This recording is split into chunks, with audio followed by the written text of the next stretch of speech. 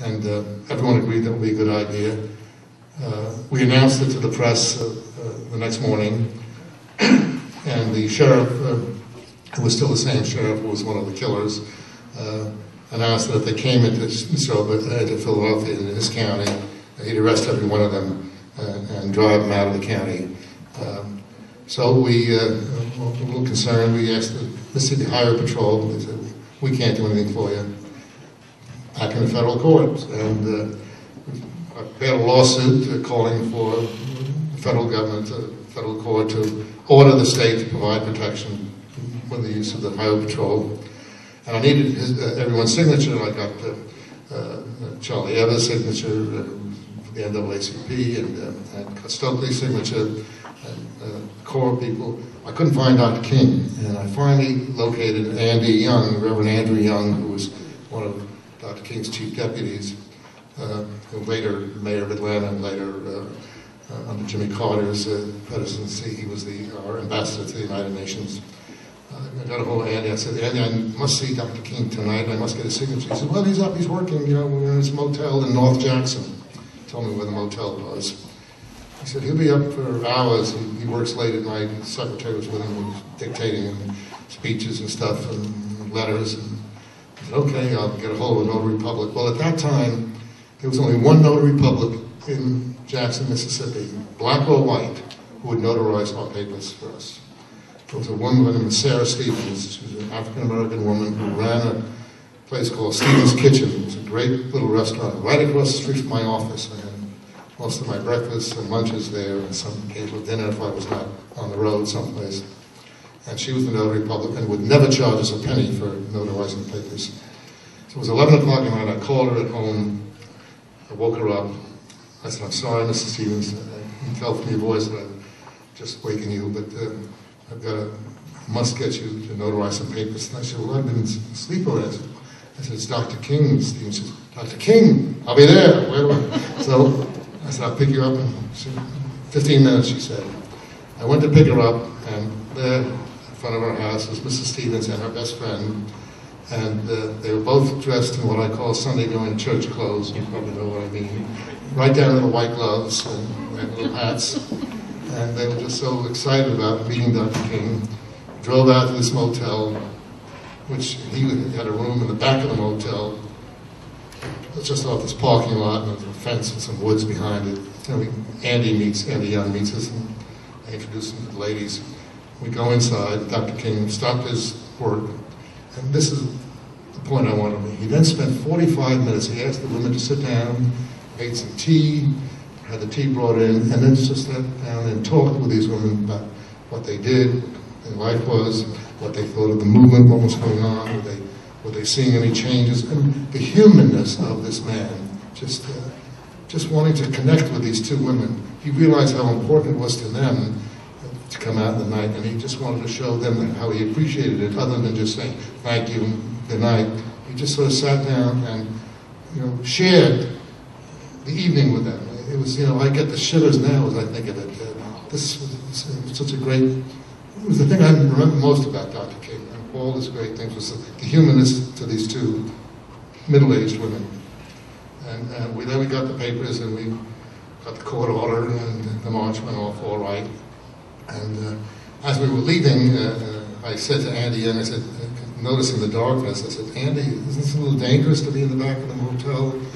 Dark here. He said, well, see that car down there? The car about 100 feet down with 3 men in it. I said, yeah. He said, well, there's 3 FBI agents in there. He says, they're supposed to be guarding us, we think, and we hope. But, it's dangerous, but we got to do what we got to do. And then I think that I get, again, the shivers right now, because just under a year later, and that was the last time I saw Dr. King, under a year later, as you know, Dr. King was killed in the back of a motel in Memphis, Tennessee, right after finishing the march on behalf of the sanitation workers of Memphis. And then I think the last time I saw him was in the back of the motel, and worried about what might happen, and in fact, it happened. I want particularly young people to let you know, and I'm glad this is sort of dedicated to young people. But it's not over, the struggle's not over. I brought with me a clipping from the November 13th Washington Post, the main paper of this year, just 2 months ago. It says, Louisiana slaying recalls history of racial turmoil. The story of a Ku Klux Klan meeting and a slaying by the Klan. And it's a bizarre kind of story. They killed a woman who wanted to join the Klan. A woman who'd come in from another part of the country, from New Mexico. She wanted to join the Klan. And so they didn't like something about her, so they killed her. And this article recalls the history of the Klan. People think of Mississippi being the heart of the Klan, or Alabama. No, Louisiana had more Klan claverins, as they call them, units, than any of the states. I used to cover, I mentioned Bogalusa, Louisiana, and the Crown Zellerbach plant a little while ago. Although we had an office in New Orleans, the office in Jackson, where I was housed, was closer to Bogalusa, Louisiana, so I covered Bogalusa from my office.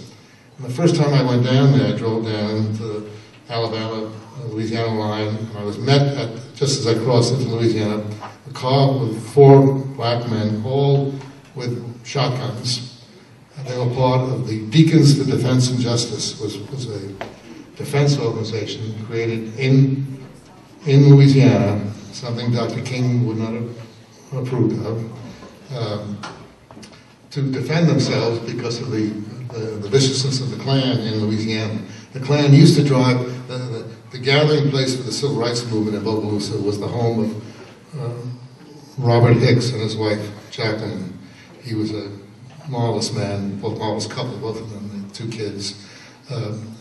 Very nice house. They worked at Crown Zellerbach. She was an accountant, and he was some foreman, I don't know, mechanical job. The Klan used to drive by at night and go bam, bam, and shoot up their house. Finally, 2 of the deacons got up on the roof and sat there. When the Klan came back, they bam, bam first, and the Klan never came back. So after that, they exercised their right of self-defense aggressively. And frankly, I was relieved to be welcomed by them. They drove me to Bob Hicks' house. They followed me around when I went down to the courthouse or something. They were there behind me and led me back when I had to leave.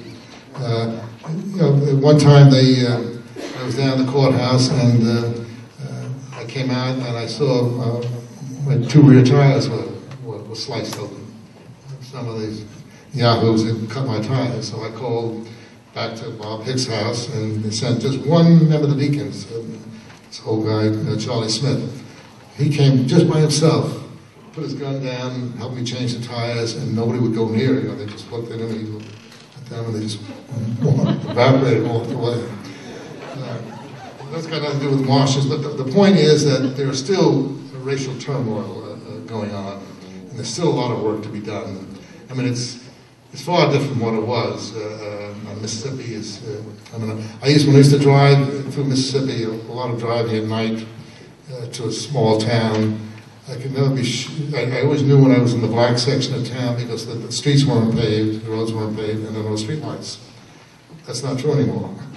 They're all, every black town, every town has black officials, and black members of the county officials, mayors, and legislators, and so on. And the streets are all paved, and there are lights. So there is change, and